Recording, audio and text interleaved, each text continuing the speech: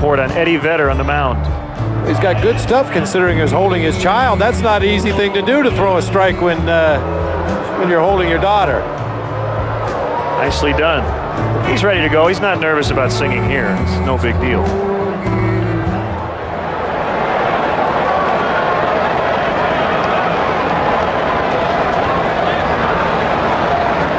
First and second, and the pitch to Piazza. 1 in the 5th and 4 more in the 7th. Hit well to center, but Pierre is there to make the catch. Eddie Vedder coming up.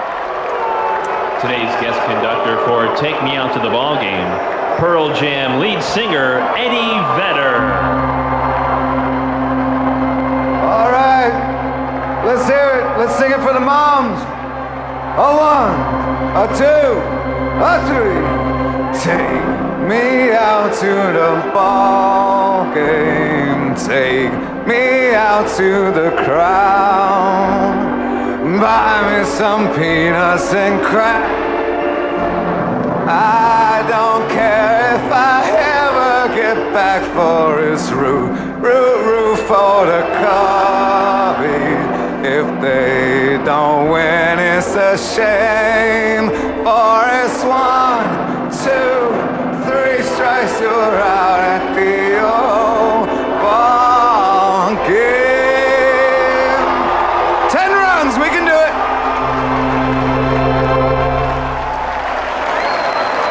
A rough one today, Eddie, but it is great to have you here in town. And I think the timing is interesting because Kerry Wood is a good friend. Of course, he's going to come back to the Cubs rotation on Thursday, and you guys have a couple of shows coming up at the United Center this week. Yeah, so we'll make sure not to keep him out late. I don't think he's allowed to come to the games or to the shows.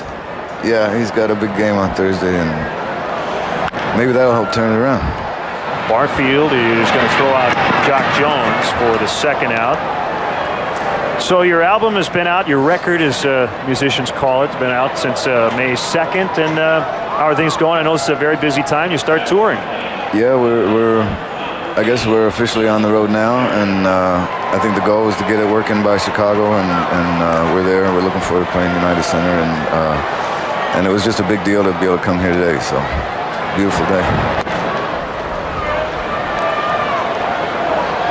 You know, Eddie, ball players have their favorite ballparks when they travel around the league. There's certain cities and certain ballparks that they like a little better than others. Where do you guys like to play?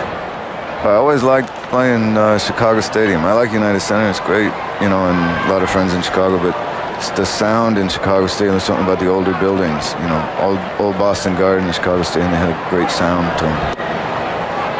Michael Barrett, the batter, 2 outs here in the 7th. Now, your album is self-titled, correct? We titled it, yes. But I mean, is it called Pearl Jam? Oh, yeah. Is that the name? Okay, so when does a band determine when to have a self-titled album? Because most bands do at some point. Sometimes it's the first one, sometimes it's the 12th. Yeah, I guess when you run out of titles. So did you think long and hard about this one? What you were going to call it? Well, I think we thought so long and hard with the lyrics and the titles of the songs that when it came to put a moniker on. Castilla is going to throw out Barrett. Can you hang out for a couple more minutes? Oh, sure, if you'd like, yeah. We would love for you to hang with us. Eddie Vedder from Pearl Jam is with us. Back to Wrigley in a moment.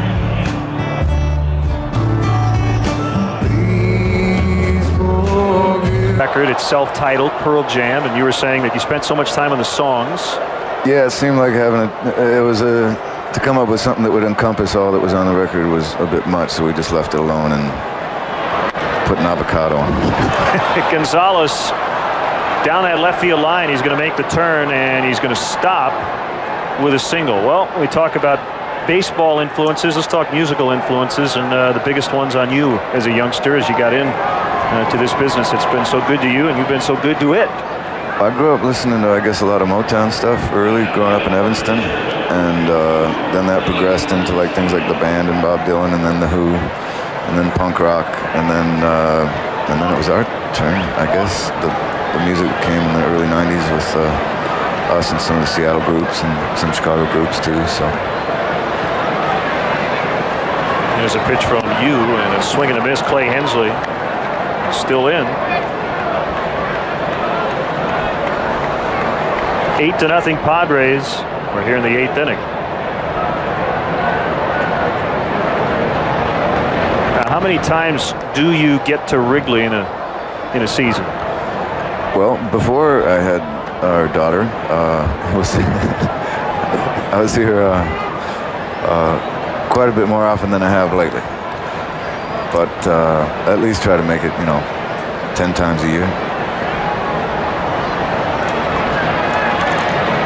You like the new bleachers? Everybody is very happy with the new setup out there, and a little more room to maneuver behind the bleachers.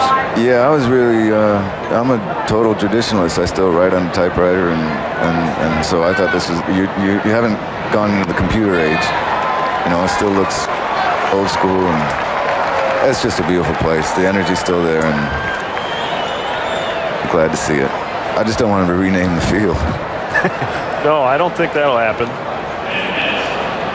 This is a great place to be, certainly. I got to tell you, Eddie, I loved your performance in one of my favorite films of all time, Singles, which actually, Okay, it was a lot about no. It was a lot about the Seattle music scene, though. You had some great music in that movie, but you had the great line. What was it? A good review for us is a good review for you, as you were telling Matt Dillon, right? Citizen Dick, was that the name of the band?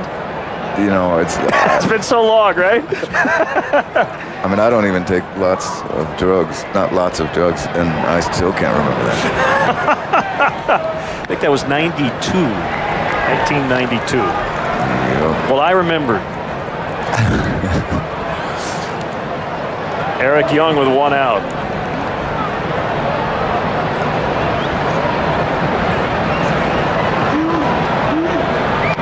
There's a foul back.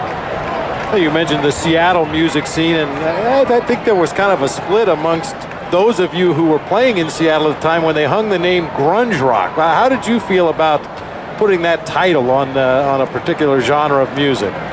Well, we were kind of insulated, I guess, at the time, and we kind of didn't realize what was happening. And by the time we did, I think it felt like an annoyance. And although we really had nothing to complain about, but it got kind of difficult, and it seemed like our music, which felt like it was coming from a real place, got co-opted kind of quick, and I think some of us were sensitive to it at the time. But we made it through that. And Eric Young with a swing and a miss and a strikeout. Well, Eddie, we really appreciate you stopping by, and know a lot of people watching and here at the ballpark are going to head out and check out the shows Tuesday and or Wednesday. Beautiful daughter, and thanks again. I'll get this thing turned around here pretty soon here at Wrigley, okay? It's been a real pleasure. Thanks for having me. Best seat in the house. Well, except for the bleachers. I'll be watching. Okay, sounds good. Thanks, Eddie. Eddie Vedder from Pearl Jam stopping by today.